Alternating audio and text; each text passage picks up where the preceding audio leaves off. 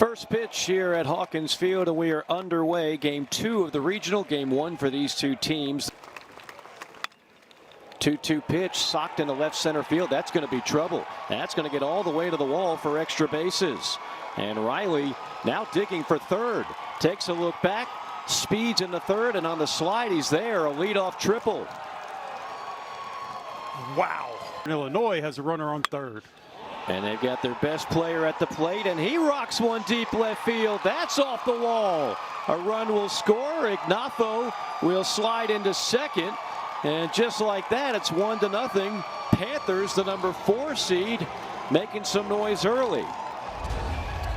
How about that? Back-to-back balls into the gap. Another pitch over the heart of the plate by Futrell.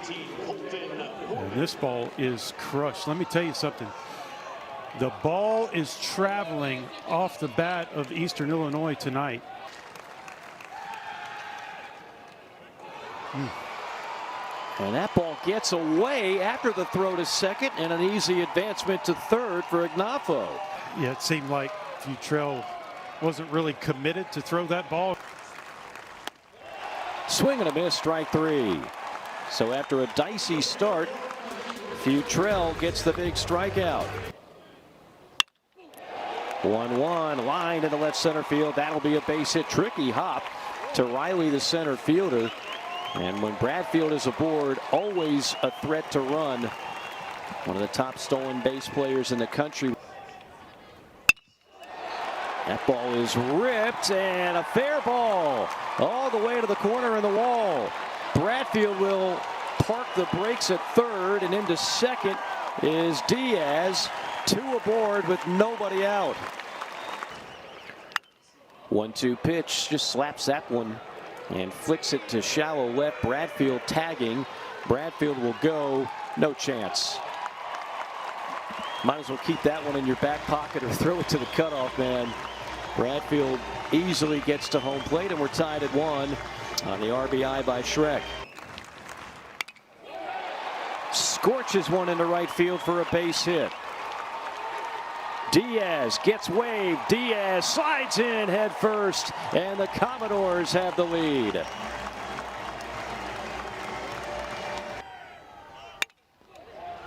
Off the end of the bat, tap to the shortstop. The flip for 1, the relay to first.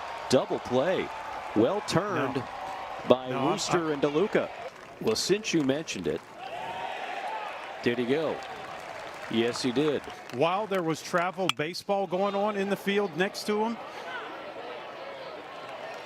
A lazy fly. Bradfield has it measured. A much different second inning for Devin Futrell. DeLuca hitting .240 on the season. Can the pitcher cover in time? Foot race. No. DeLuca hustling all the way. Futrell, he can on the first day. Swing and a miss, strike 3. That is the 3rd strikeout for Futrell. Sky to right. Trekking to his left is Schreck, and he'll make the grab. Mental's a little bit on that swing, but speed, something you cannot teach. We're going to see that speed right here. It's a gapper. Flag down. Bradfield's going to turn it into 2 standing up. And there's a lot of players that have to think about whether or not to dig for second on that play. One earlier on ESPNU. That is a special talent. This is a special swing. High and deep to left field. Back, and gone.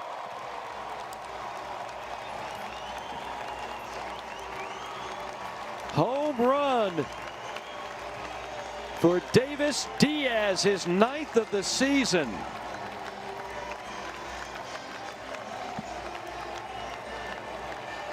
I tell you, do not count Vanderbilt out.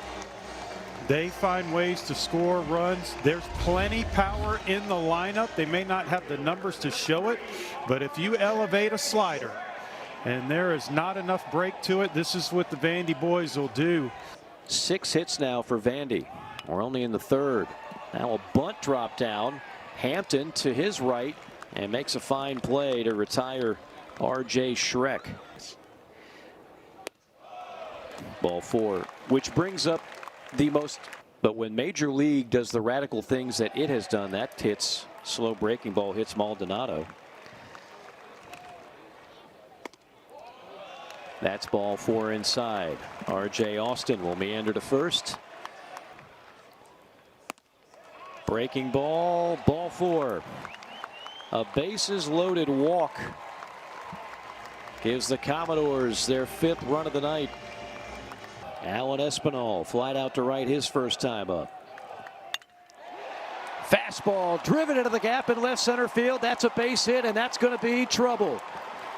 Nolan scores. Maldonado scores. Here comes Austin. He'll score.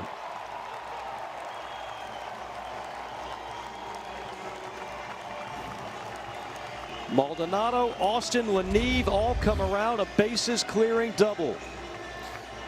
Yeah, love the confidence that Tim Corbin has in his offense and Espinal to give him the green light after we saw a walk, hit batter, walk, and he trusts Espinal enough to let him swing on a fastball right down the middle. On the ground of the first baseman, smothered by Ignafo, and a nice play defensively there. Well, what's an extra 15 minutes a game? It's 15 minutes a game that your body is out there doing something. I think it's been a win-win in the college game and in the pro game. 2-2 pitch swung on and missed, and Futrell just carved up. Picked up the pace of this game by retiring 12 out of the last 13 batters he has faced. Make it 13 out of 14 as he strikes out Jared Evans. Fire. That is a fair ball. Down the right field line, Schreck will dig it out. It'll be extra bases, a double by Chris Wooster, the 8-hole hitter. Swing and a miss, strike 3. That's 7 punch outs for Devin Futrell. Auburn trailing Penn 3-2. That game is in the 6th inning. First 3-ball count winds up being a ground ball to third. High throw, and it spills out of the glove of Noland, and a run is going to score.